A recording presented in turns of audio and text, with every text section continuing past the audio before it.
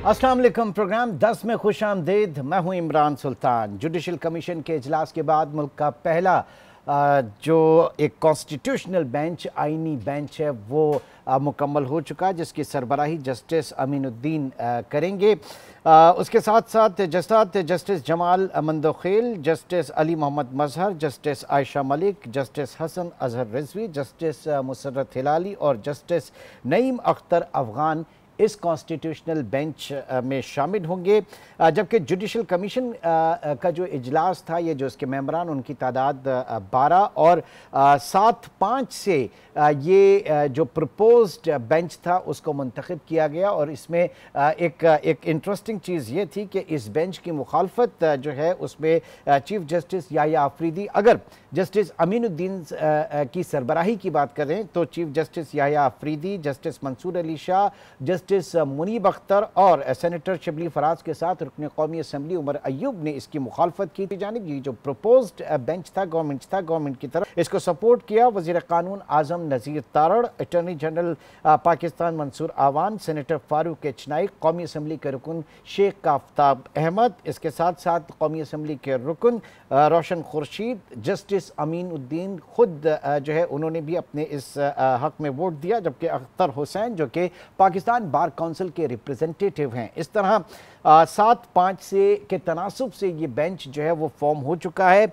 अब आगे क्या सूरत हाल बनती है, कौन से केसेस यहाँ पर आएंगे, और सवाल यह है कि 2 माह की मुद्दत के लिए ये बेंच क्यों बनाया गया, इन तमाम चीज़ों को मैं डिस्कस करूँगा। साबिक अटॉर्नी जनरल अशतर औसाफ साहब इस वक्त हमारे साथ मौजूद हैं। सर, बहुत शुक्रिया आपके वक्त का। सबसे पहले ये 2 माह की मुद्दत के लिए 7 रुकनी आइनी बेंच की मंजूरी दी गई है, जस्टिस अमीनुद्दीन इसके सरबराह हैं। आप क्या समझते हैं कि ये जो टाइम फ्रेम है 2 माह के लिए क्यों है, और इस मुख्तसर मुद्दत में कौन कौन से बड़े आइनी मामलात जो आप समझते हैं कि अव्वलीन तरजीह होंगे जो इस बेंच के सामने रखे जाएंगे? देखिए, चाहे हाई कोर्ट हो चाहे सुप्रीम कोर्ट है, बेंचेस की जब तश्कील होती है वो दायमी नहीं होती, वो फॉर वेरी लॉन्ग पीरियड नहीं होती। उसमें बहुत सारी चीज़ें होती हैं कि जजेस की अवेलेबिलिटी, बिकॉज उन्होंने एट टाइम्स मुल्क से बाहर जाना है या उनकी मसरूफियात होती हैं, और अगर वो बेंच टूट जाए तो फिर वो मामला आगे नहीं चलते। इसीलिए उनसे पूछ के हमेशा बेंचेस का ड्यूरेशन किया जाता है उनकी कन्वीनियंस देख के। और वैसे भी अब छुट्टियां आने वाली हैं दिसंबर में, तो ये उन छुट्टियों तक वो यही बेंच चलेगा। This is how it works. Okay, अच्छा, अब ये जो मैं दूसरा मेरा सवाल था जिमनी की जनाब, कौन से बड़े कॉन्स्टिट्यूशनल मामलात आप देख रहे हैं कि इस बेंच के सामने आने वाले हैं? देखिए, उसके अंदर तो बड़ी क्लियर बात हो जाएगी कि 184(3) के मामला जो हैं वो होते ही कॉन्स्टिट्यूशनल मामलात हैं। It's a petition which is filed directly in the high court, तो वो उसी के सामने जाएंगे। फिर अब जो अपीलें हैं वो भी उसी तरह वहीं पे जाएंगी। और हर वो केस जिसमें एक CPC, हमारे जो कोड ऑफ सिविल प्रोसीजर है, उसमें एक शिक है, वो ये है कि अगर कोई आइनी मामला हो तो उसके अंदर अटॉर्नी जनरल को नोटिस दिया जाता है। उसको कहते हैं 27A। 27A के तहत जितने भी केसेस होंगे जिनमें नोटिस किया गया है, चाहे वो हाई कोर्ट ने नोटिस किया हो, चाहे वो यहाँ पे नोटिस हुआ हो सुप्रीम कोर्ट से, वो लाजमी तौर पे इस आइनी बेंच ही के पास जाएंगे। सो इसमें कोई इतनी ऐसी बात नहीं। और इन एनी इवेंट जो कॉन्स्टिट्यूशनल इश्यूज इस तरह के हैं, तो उसमें सर फहरिस्त जो नाम आ रहा है, जो इस वक्त केस आगे बढ़ रहा है, वो 26वीं आइनी तरमीम के हवाले से, कॉन्स्टिट्यूशनल अमेंडमेंट जो है उसके हवाले से, और आज भी हमने देखा कि उसके खिलाफ जो है वो पिटिशन वगैरह फाइल हुई हैं। तो मेरे ख्याल से सबसे पहले तो इसी चीज़ को कंसिडर किया जाएगा, उसकी लीगैलिटी है उसको देखा जाएगा यहाँ पर। अगर मैंने हैद का मुताला किया है तो वहाँ ये कहा गया है कि जिस तरीके से केसेस को दायर किया जाता है उसी सीक्वेंस में उनकी सुनवाई होगी। लाजमी तौर पे ये एक मामला है जिसके अंदर कॉन्स्टिट्यूशन की जो वैलिडिटी है कॉन्स्टिट्यूशन अमेंडमेंट की, वो होगी तो बिल्कुल, और उसको वो अपने वक्त पे ज़रूर आना चाहिए। और ये सारी की सारी बातें नितर जानी चाहिए। ये मेरा ख्याल वक्त आ गया है कि जब हम ये तय कर लें कि क्या पार्लियामेंट के पास आइन को तब्दील करने का, आइन के अंदर चेंजेस लाने का, उसको अमेंड करने का इख्तियार है, और क्या ये इख्तियार जो है वो अदालत की रिव्यू के मातहत है या नहीं। तो मेरा ख्याल है ये अब वक्त है जब ये बात हतमी तौर पे तय हो जाए, यानी वो भी यहीं पर आके हतमी तौर पर ये जो पार्लियामेंट की सुप्रीमेसी है उसके हवाले से हतमी तौर पर यहाँ पर फैसला हो जाएगा, वंस फॉर ऑल ये मामला ही पाकिस्तान में फिर तय पा जाएगा। मैं अर्ज करूं जी, मैं समझता हूं कि इसमें सुप्रीमेसी ना कोर्ट की बात है, ना सुप्रीमेसी पार्लियामेंट की बात है, ना एग्जीक्यूटिव की बात है, ना इस्टेब्लिशमेंट की बात है। इसमें सुप्रीमेसी जो है वो हमें देखनी क्या है, वो है constitution and the law, that is supreme. जब आप देखेंगे कि आइन में कुछ ओथ दे दिए गए हैं, वो ओथ प्राइम मिनिस्टर को भी लेना है, वो प्रेसिडेंट को भी लेना है, वो जजेस को भी लेना है। तो ये ओथ क्या कहता है? ओथ ये कहता है कि, और उनमें कॉमन जो चीज़ है वो ये है कि they will protect and defend the constitution of Pakistan. So ये सबकी जिम्मेदारी है, और ये सबको जिम्मेदारी जब ये सौंप दी गई है, तो फिर ये कहना कि एक सुप्रीम है और दूसरा जो है वो उसके मातहत है, शायद वो मुनासिब नहीं है। मतलब जिम्मेदारियों का तायुन, जो हुदूद और इख्तियारात हैं उनका तायुन वाज़े तौर पर हो जाएगा, ये बाउंड्रीज जो हैं ये वाज़े हो जाएंगी। सर अब जी प्लीज होनी चाहिए, और ये जो इंटरमिंगलिंग है ये मेरा ख्याल है it should be brought to an end for the simple reason कि इस तरह इंटरमिंगलिंग जो है उससे आपका वक्त का ज़िया बहुत है। मैं और आप कितने अरसे से यही बातें सुन रहे हैं और कर रहे हैं। I think we should be talking about economy, we should be talking about how deal with smog in Punjab and all those things. जी ठीक सर, उसके ऊपर भी बात करेंगे। जाहिर है कि वो आज हमारे प्रोग्राम का पैटर्न भी है, उसके ऊपर भी हमने डिस्कस करना है लेटर उसमें। लेकिन थोड़ा ज़रा फिर इन आइनी मामलात में बात ये कि जो प्रैक्टिस एंड प्रोसीजर एक्ट के तहत जो आपकी 3 रुकनी जजेस की कमेटी, चीफ जस्टिस और सीनियर मोस्ट जजेस, तो सीनियर मोस्ट जजेस जो है उन्होंने कोशिश की कि जनाब इस जुडिशल कमीशन की मीटिंग से पहले या फिर ये जो आइनी बेंच है इसकी फॉर्मेशन से पहले फुल कोर्ट इजलास तलब करके और वहाँ पर 26th अमेंडमेंट जो है उसको उसके सामने सुना जाए। तो चीफ जस्टिस उसके साथ नहीं गए और बाद में देखा गया कि एक लेटर जो है वो भी लिखा गया और उसमें इजहार नापसंदीदगी का इजहार भी किया गया। तो इस पर्टिकुलर एक्ट के ऊपर आपका टेक क्या होगा सर? देखिए, बहुत सिंपल बात है, इसमें कोई गुंजलक वाली बात नहीं है। It's not complicated at all. ये तो हमें पता है कि वो असेंबली ने पास कर दिया, सेनेट ने पास कर दिया कानून। वो ये कि जो आपका है आईनी बेंच है वो किस तरह के केसेस सुनेगा, कैसे सुनेगा, और उसके अंदर उसका तयन कौन करेगा। उसके अंदर सीनियर मेंबर जो हैं, जो सरबराह हैं कॉन्स्टिट्यूशनल बेंच के, वो बैठेंगे। देखिए, ये इसको अगर हमें पता है कि हो चुका हुआ है, तो इसने इन इफेक्ट तो होना ही था प्रेसिडेंट जब उसको साइन कर देते। तो फिर क्या होता कि ये फिर अगर फुल कोर्ट भी बैठता तो it would have gone back to the bench. और ये आप देख लीजिए कि जजेस ने खुद, ख़ास तौर पे जब ये मामला आए और अभी लॉ पास नहीं हुआ था, तब भी जजेस ने कहा कि ये मामला जो हमारे सामने आए हैं ये आईनी नौयत के हैं, तो ये हम नहीं सुनेंगे, ये बेंच जब बनेगा तब सुनेगा। ये रिकॉर्ड की बात है ना। ठीक, तो अच्छा, ऐसे में अशतर औसाफ साहब, ये जो कहा जा रहा है, एक तासुर इस तरह है कि अब इस आईनी बेंच की कॉन्स्टिट्यूशन के बाद, इसकी तश्कील के बाद और आने वाले हालात में जिस तरह के मामलात सामने आने हैं, तो उसमें जो कॉन्स्टिट्यूशनल बेंच का जो सरबराह है वो ज़्यादा बाअसर होगा बनिस्बत सुप्रीम कोर्ट के चीफ जस्टिस के। ये बहस इस वक्त पाकिस्तान में छिड़ी हुई है, इस पे क्या टेक होगा सर आपका? नहीं, ऐसा कुछ नहीं है। देखिए, चीफ जस्टिस ऑफ पाकिस्तान जो है चीफ जस्टिस ऑफ पाकिस्तान जो है, उनके पास जो इख्तियारात हैं वो बहुत वजाहत के साथ आइन में लिखे हुए हैं। इसी तरह जो कॉन्स्टिट्यूशनल बेंच का जो सरबराह है उनके भी इसी तरह है, उनका एक ही वोट है, उनके दो वोट नहीं है, ना उनके पास वीटो है, ना वो ट्रांसफर कर सकते हैं, ना वो किसी को नौकरी से निकाल सकते हैं, ना वो किसी को सस्पेंड कर सकते हैं जजेस में से।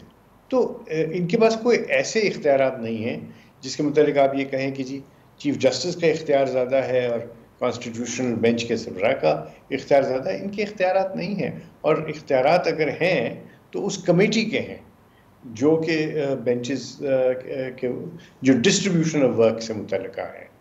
तो आई डोंट थिंक कि ये जो तासुर है, ये तासुर जो है वो कोई दुरुस्त तासुर है। I don't think it is. अच्छा, अब सर एक चीज़ हमने और भी देखी, ज़ाहिर है कि पूरा पोलराइज्ड इस वक्त मुआशरा है, और फिर अदलिया में भी तकसीम, बहैसियत इदारा तकसीम बहुत वाज़ेह है, वो देखी गई।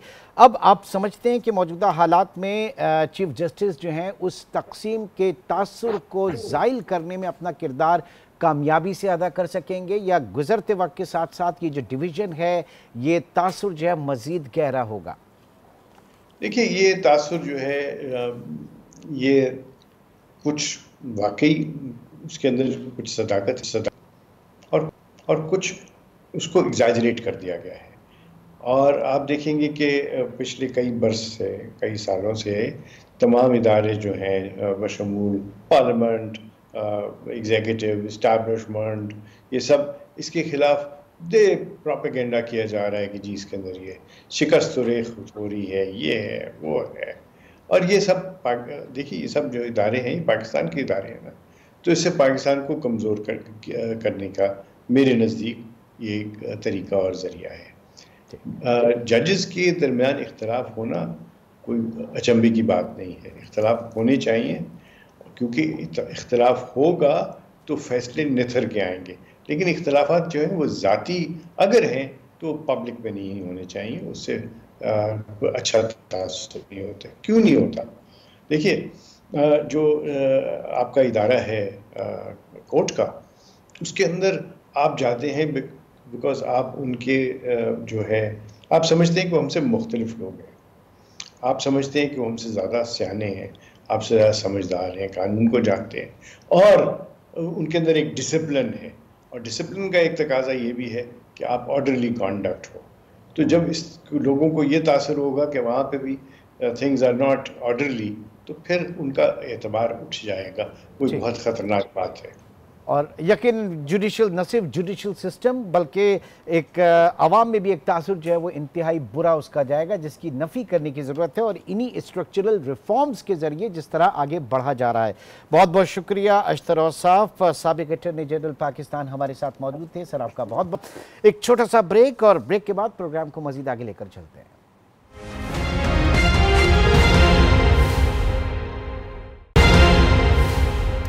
Welcome back. खेलों के मैदान से दो बड़ी खबरें, और खेलों का मैदान क्रिकेट का मैदान, जिसमें हम देख रहे हैं कि वनडे में पाकिस्तान ने ऑस्ट्रेलिया को शिकस्त दे दी, और होम ग्राउंड पर 8 साल बाद ऑस्ट्रेलिया को शिकस्त हुई है। पाकिस्तान ने 164 रन का हदफ 27वें ओवर में पूरा कर दिया। कमाल की बॉलिंग और बेहतरीन बैटिंग जो है वो देखी गई। एक ज़बरदस्त किस्म का टीम वर्क जो है वो पाकिस्तान टीम में देखा। इसके ऊपर भी हम बात करेंगे, लेकिन उससे पहले जो बड़ी खबर, और वो बड़ी खबर आई है भारत से, और अगेन भारत एक बार फिर खेल के अंदर जो है वो सियासत को लेकर आ गया, उसने पॉलिटिक्स शुरू कर दी। बैकग्राउंड में आपको दूं, 2025 का आईसीसी चैंपियंस ट्रॉफी जो है वो फरवरी में पाकिस्तान में शेड्यूल है, और भारत समेत 7 टीमों को पाकिस्तान आना है। 6 टीमें राजी हैं, लेकिन एक वही भारत जिसकी हमेशा सुई अटकती है पाकिस्तान के ऊपर आकर, और पाकिस्तान में दहशतगर्दी का वो हवाला देकर कतरा जाते हैं। उनको शायद ये नहीं पता कि पिछले 10 साल में हम 9 जो है आईपीएल के इस स्पेशल जो है एडिशन कर चुके हैं, पीएसएल के स्पेशल एडिशन जो है वो पाकिस्तान में हो चुके हैं, और एक जो लॉ एंड ऑर्डर के हवाले से बेहतरीन पाकिस्तान में माहौल, और फिर इंटरनेशनल क्रिकेट जो है वो पाकिस्तान में आई। दुनिया भर की टीमें पाकिस्तान में आकर और क्रिकेट खेलकर जा रही हैं, लेकिन भारत जो है वो पाकिस्तान से कतराता है, क्यों कतराता है और हुकूमत पाकिस्तान इसको किस तरह से देख रही है, ये तमाम मामला हम डिस्कस करेंगे। हमारे साथ स्पोर्ट्स कमेंटेटर और स्पोर्टकार आसिफ हसन खान मौजूद हैं। आसिफ, बहुत शुक्रिया आपके वक्त का। सबसे पहले तो अब पिछले दिनों जब जयशंकर यहाँ पर आए थे पाकिस्तान एससीओ कॉन्फ्रेंस में, उस वक्त उसके बाद हमने देखा कि उनकी जो इंडियन ब्लाइंड क्रिकेट टीम है वो पाकिस्तान, उसको आके उनकी एनओसी मिली और वो भी पाकिस्तान आए, बड़ी अच्छी बातें हुई, सारी चीज़ें। लेकिन उसके बाद जो कमर टूटती है उनकी पाकिस्तान में क्रिकेट खेलने के ऊपर ही टूटती है। क्यों ऐसे सुई अटकती है हमेशा भारत की? आसिफ, बहुत शुक्रिया इमरान, आपने वक्त इतने अहम मौजू पे मुझे दावत दी। असल में देखिए, क्रिकेट भारत में या पाकिस्तान में बहुत बड़ा दर्जा रखता है और जो खिलाड़ियों को पजीराई मिलती है उसका कोई सानी नहीं। अब आप सोचिए, अगर रोहित शर्मा पाकिस्तान आए, विराट कोहली आए, स्काई आए और दीगर खिलाड़ी पाकिस्तान आएंगे तो पाकिस्तान को जो आई बॉल्स मिलेंगे दुनिया भर से, उनका कोई मुकाबला नहीं। अभी मैं आपको आज की बात बताऊं, बांग्लादेश से मुझे फोन आया इस मामले के बाद, जब मोहसिन नकवी साहब का आज प्रेस स्टेटमेंट छपा है या वीडियो चली है उनकी, तो वो ये कह रहे हैं, बांग्लादेशी वो जर्नलिस्ट कह रहा है कि मैं तो इंडिया पाकिस्तान के मैच के लिए आ रहा था। आप तसव्वुर करें, बांग्लादेश का जर्नलिस्ट है, वो इंडिया पाकिस्तान के मैच के लिए पाकिस्तान आ रहा था। वो बांग्लादेश और पाकिस्तान के मुकाबले को इतनी अहमियत नहीं देते। तो दुनिया भर में जितनी मुकाबले को अहमियत मिलती है उतना वो मुल्क भी उजागर होता है। अगर आप चैंपियंस ट्रॉफी, और इंशाल्लाह हम कराएंगे चैंपियंस ट्रॉफी, पाकिस्तान करवाएगा, जब चैंपियंस ट्रॉफी पाकिस्तान ने करवा ली तो तमाम जो रुकावटें हैं वो दूर हो जाएंगी। तो बहुत बड़ा पाकिस्तान के एक बैज लगेगा, पाकिस्तान के सीने पर एक फखरिया, एक मेडल मिलेगा पाकिस्तान को। तो ये सोचते हुए भारत और पाकिस्तान के, आप मुझसे ज्यादा जानते हैं, आप सियासी तजियाकारी भी आप करते हैं बिजनेस के साथ साथ, तो आपको पता है कि भारत कभी ये नहीं चाहेगा कि पाकिस्तान को जरा सा भी सांस लेने का मौका मिले, सुख का सांस लेने का पाकिस्तान को मौका मिले। अभी हाल ही में भी कुछ खेल के खिलाड़ियों को वीजा नहीं मिले और भी दीगर मामला हैं, लेकिन cricket is the biggest object between these two countries. जब हम स्पोर्ट्स की बात करते हैं तो भारत ने जो भी कहा कल, वो तो मुसलसल कहता चला रहा है। आसिफ, क्रिकेट डिप्लोमेसी के तहत तो हम चीजों को, हालात को नॉर्मलाइजेशन की तरफ ला सकते हैं, इस टेंशन वाले माहौल को थोड़ा रिलीफ दे सकते हैं क्रिकेट डिप्लोमेसी से। देखिए, ये होता चला है, बिल्कुल सही कह रहे हैं आप, दे सकते हैं।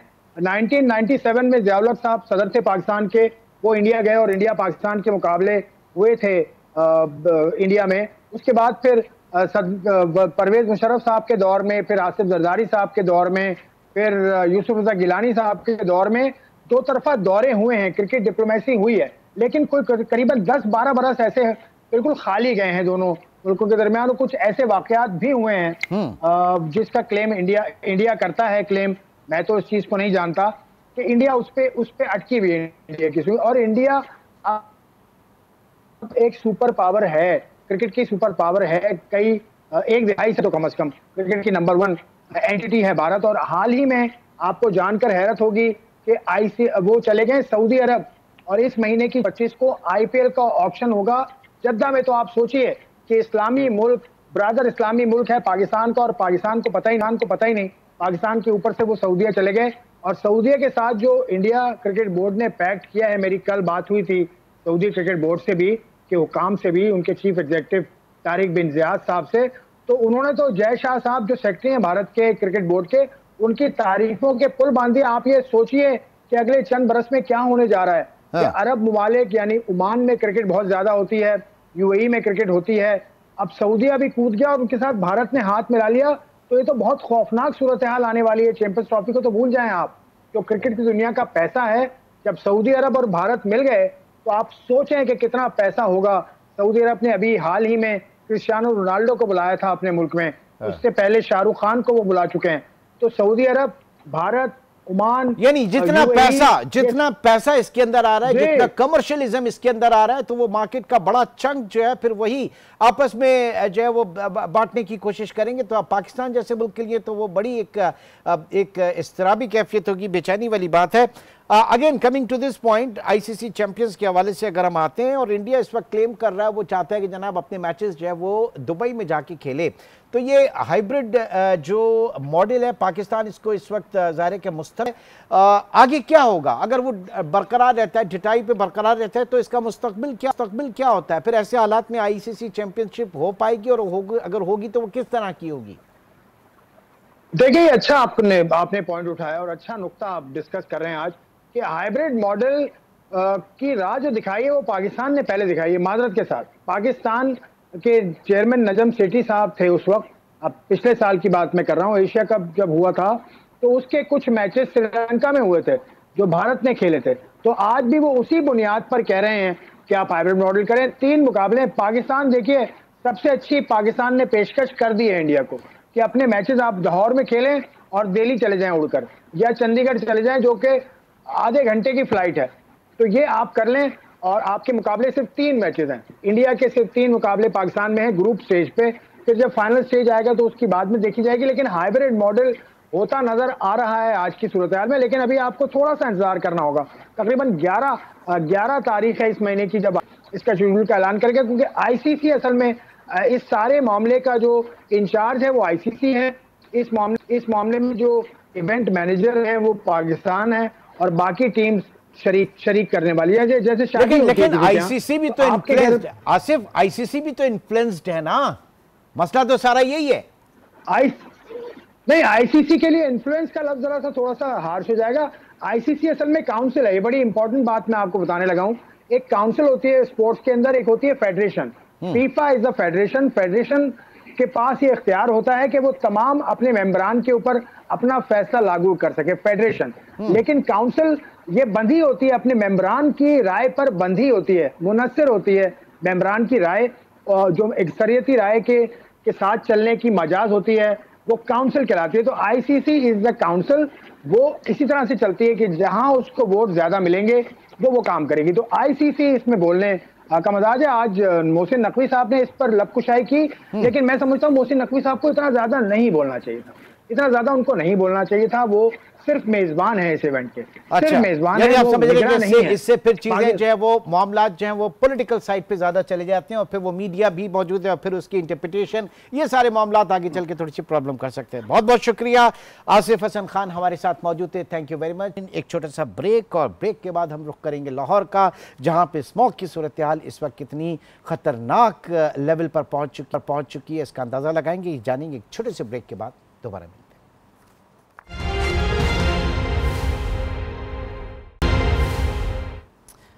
Welcome back. एक और इंतहाई अहम तरीन मामला, और वो मामला है इस वक्त पंजाब भर में स्मॉग की सूरत हाल। हम इस वक्त देख रहे हैं कि लाहौर दुनिया के आलूदा तरीन शहरों में सर फहरिस्त है, और ऐसे में जो एयर क्वालिटी इंडेक्स है, सिर्फ लाहौर की अगर बात करें तो वो 531 से तजावुज कर चुका है, और इंटरनेशनली 300 जो है वो एक ख़तरनाक साइन माना जाता है, हेजर्डियस माना जाता है, इंतहाई खतरनाक माना जाता है। और अब लाहौर जो है वो 300 के बजाय 531 पर इस वक्त मौजूद है। तो अंदाज़ा करें कि इस वक्त आलूदगी का वहाँ पर क्या आलम होगा। ऐसे में हम देख रहे हैं कि जो वहाँ के पूरी बेल्ट के, उनके लिए सांस लेना इंतहाई दुश्वार है। गले और आंख की बीमारियां जो हैं वो काफ़ी वहाँ पर फूट पड़ी हैं, उसके अमराज में इजाफा हो रहा है। पिछले 24 घंटे के दौरान तकरीबन 1580 केसेस जो है वो रिपोर्ट हो चुके हैं। जो रिपोर्ट नहीं हुए उनकी तादाद भी हज़ारों में इस वक्त होगी। तो ऐसे में लाहौर हाई कोर्ट का भी एक इंतहाई सख्त इक़दाम करने का फ़ैसला, और जो एडमिनिस्ट्रेशन है इस वक्त पंजाब की, वो भी इन तमाम चीज़ों को बहुत क्लोजली देख रही है, और बहुत सारे इक़दाम भी लिए गए। ये इक़दाम किस तरह किए और लाहौर में इस वक्त सूरत हाल क्या है, ये जानेंगे। ब्यूरो चीफ लाहौर सलीम शेख इस वक्त हमारे साथ मौजूद हैं। सलीम, बहुत शुक्रिया आपके वक्त का। सबसे पहले जानना चाहेंगे कि किस तरह का अपने इर्द गिर्द जो माहौल है, जो आबो हवा है, वो आप किस तरह की महसूस कर रहे हैं, किस तरह की देख रहे हैं? सलीम, देखिए, इस वक्त जो मैं माल रोड पर खड़ा हूँ, यहाँ पर हवा तो अच्छी चल रही है, लेकिन जिस तरह आपने अपने इब्तदाइये में कहा, उसी तरह जो है वो लाहौर का जो आलूदगी की शरह है वो काफ़ी ज़्यादा है। और ये सिर्फ लाहौर में नहीं रही है, पंजाब पूरे में तकरीबन फैल चुकी है। लाहौर डिवीज़न है, गुजरांवाला डिवीज़न है, फैसलाबाद डिवीज़न है और मुल्तान डिवीज़न है। आज मुल्तान डिवीज़न का जो स्मोक का जो लेवल था वो 2100 से ज़्यादा था। इसका मतलब है कि 50 एयर क्वालिटी इंडेक्स जो है वो मैक्सिमम होना चाहिए इंसानी सेहत के हवाले से। जब 2100 होगा तो आप सोचें कि क्या सूरत हाल होगी। महकमा तहफ़्फ़ुज़ माहौल पंजाब जो है वो इस हवाले से मुख्तलिफ इक़दाम तो कर रहे हैं। सूरत हाल अब जो जारी है वो इस तरह जारी है जिस तरह के कोरोना के दिनों में हुआ था, लॉकडाउन हुआ था, उस तरह के लॉकडाउन की तरफ जो है वो सूरत हाल जाती हुई नज़र आ रही है। अभी भी हमने अपने ज़राए से खबर दी है कि महकमा तहफ़्फ़ुज़ माहौलियात ने जो है एक तजवीज़ पेश की है कि पीर से या आगे आने वाले हफ्ते से जो है वो वर्क फ्राम होम की तजवीज़ दी गई है। 50% अमला चाहे वो सरकारी दफातर हों या प्राइवेट दफातर हों वो घर से काम करेगा ऑनलाइन और 50% अमला जो है वो दफातर में काम करेगा। और इसी तरह लाहौर हाई कोर्ट की जिस तरह आपने बात की थी कि उनके आया है कि दुकानें जो हैं वो रात 8 बजे तक बंद कर दी जाए। लेकिन इतवार के लिए कहा गया कि इतवार को जो है वो मार्केट्स बंद रहें और दूसरा ये कि रात 11 बजे के बाद मोटरवेज पर गाड़ियों का दाखिला बंद हो। ये इक़दाम भी इस वक्त लिए गए, कहा गया।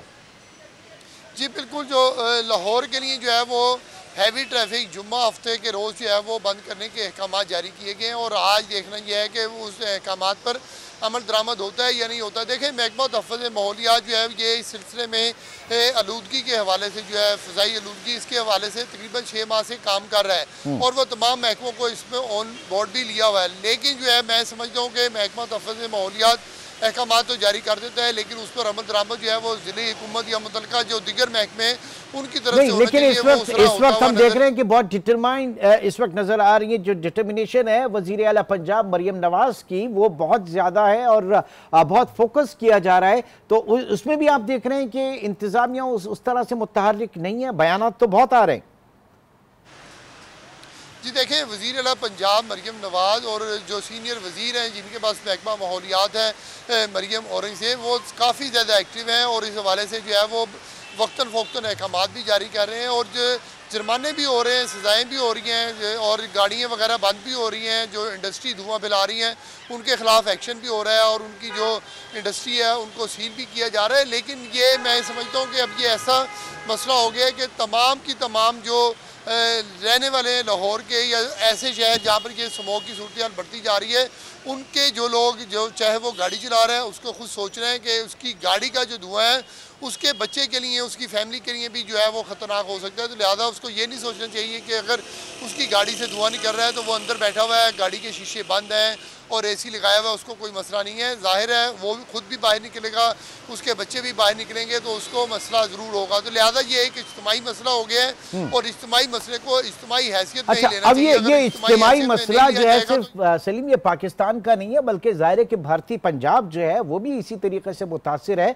और मरियम नवाज वज़ीर का एक स्टेटमेंट आया कि इस हवाले से भारतीय पंजाब की जो इंतजामिया है उससे बात करने की ज़रूरत है। गो कि इसके ऊपर बड़ी सियासी जो है वो इसकी मुखालफत भी की गई और बयानबाजी भी की गई, लेकिन इसका अल्टीमेट हल क्या कहा जा रहा है, किस तरह से इस मामले को जो है वो हल किया जा सकता है और कितना ज़रूरी है इस वक्त इसमें भारतीय पंजाब या भारत को शामिल करना, उनके साथ एक ज्वाइंट स्ट्रेटजी बनाना?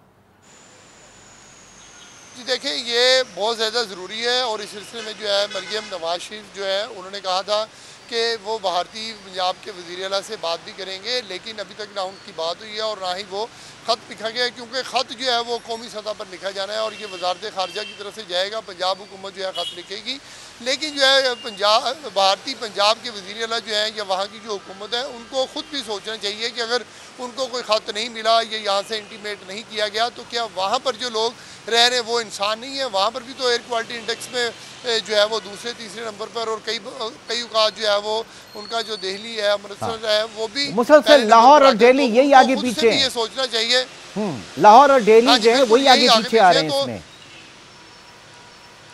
जी बिल्कुल वही आगे पीछे है, तो उनको खुद सोचना चाहिए कि अगर पाकिस्तानी पंजाब की वज़ीर आला ने उनको ख़त नहीं लिखा तो वो अपने तौर पर जो है वो खुद एक्शन लें और एक्शन लेकर जहाँ पर जो फसलों की बाकियात को आग लगाई जा रही है उसको रोकें और जो उनकी वहाँ पर ट्रांसपोर्ट है उसका धुआं है उसको कम करने की कोशिश करें और इस तरह जहाँ वो इंडस्ट्री है जो धुआं देती है उसको ख़त्म करने की कोशिश करें। पंजाब जो है पाकिस्तानी यहाँ पर जो है वो भट्टे जिगजैग टेक्नोलॉजी पर कन्वर्ट कर दिए गए और जिन्होंने जिगजैग टेक्नोलॉजी पर कन्वर्ट नहीं हुए थे उनको डिमोलिश कर दिया गया है। तो ये वाला एक्शन जो है वहाँ पर भारतीय पंजाब के वज़ीर आला भी ले सकते हैं, वहाँ की हुकूमत भी ले सकती है कि धुआं तो जो है वो उसकी कोई हदूद नहीं होती। जब हवा चलती है पंजाब पाकिस्तान की तरफ तो यहाँ पर आकर जो है वो उसकी आलूदगी की शरह बढ़ जाती है। लेकिन अगर यहाँ की हवा ना चले और भारतीय पंजाब की तरफ ही वहाँ हवा रहे तो वहाँ पर आलूदगी की जो शरह है वो बड़ी रहती है। तो अच्छा, वेरी क्विकली सलीम ये भी बता दीजिएगा कि क्या प्रिडिक्ट किया जा रहा है, ये कितना ड्यूरेशन होगा इस मौसम का, कितनी तवालत हो सकती है, कब तक जाएगा ये? जी देखिए, ये वाला जो मौसम है मैं ये समझता हूँ कि जनवरी तक तो इसने जाना है, इससे आगे भी हो सकता है। लेकिन अभी आर्जी तौर पर जो है वो पंजाब हुकूमत ने जो इकदाम किए हैं, तालीमी इदारे जो बंद किए हैं वो 17 अक्टूबर तक बंद किए गए हैं। इसका मतलब है कि 17 अक्टूबर तक नवंबर तक 17 नवंबर तक सूरत मजीद बिगड़ गई। ठीक जी 17 नवंबर तक, तो 17 नवंबर तक सूरत हाल मजीद बिगड़ी तो इसको एक्सटेंड भी किया जा सकता है। अगर बेहतरी आई तो फिर जो है वो तलीमी इदारे जो है वो दोबारा से बहुत बहुत शुक्रिया। सलीम शेख इस वक्त हमारे साथ मौजूद थे, ब्यूरो चीफ लाहौर, अपडेट कर रहे थे जो सूरत हाल है इस वक्त स्मोक की। इस वक्त एक बहुत जामे किस्म की इसके ऊपर स्ट्रेटजी बनाने की ज़रूरत है और जाहिर है कि इसमें ऑन बोर्ड बिल्कुल लिया जाए, बिल्कुल जिम्मेदारी का एहसास दिलाया जाए भारतीय हुकूमत को, भारतीय पंजाब की बिलखुसूस उनकी हुकूमत को कि वो किस तरह के इक़दाम करें कि एक दायमी तौर पर इस मसले को हल कर लिया जाए। नाज़रीन, आज के प्रोग्राम से इतना ही, इंशाअल्लाह आपसे कल मुलाकात होगी। अपना बहुत ख्याल रखिएगा। अल्लाह हाफ़िज़।